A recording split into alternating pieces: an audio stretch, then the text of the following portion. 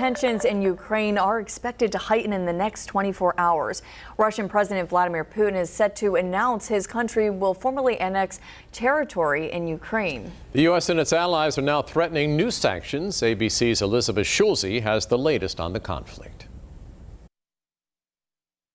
As his military invasion of Ukraine faces setbacks, Russian President Vladimir Putin is escalating the war with the plan to annex Ukrainian land. The Kremlin staging a signing ceremony Friday, where Putin will formally declare Russia is taking over 4 territories in Ukraine, a blatant violation of international law. The United States will never recognize Russia's claims on Ukraine's sovereign territory.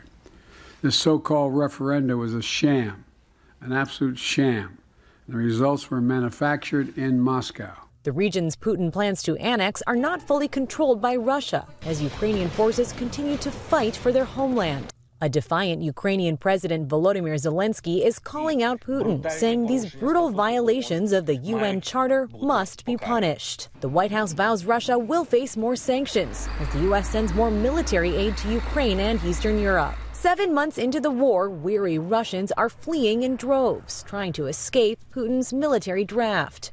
The U.S. is ordering Americans in Russia to leave to avoid getting drafted, while Finland is now closing its borders with Russia. The aim of the resolution is to halt Russian tourism into Finland and transit through Finland to other Schengen countries. And in another sign of Putin's desperation, NATO is officially blaming Russia for sabotage of the Nord Stream 1 and 2 pipelines. Images show a 4th leak on one of the pipelines, which funnel natural gas from Russia to Europe.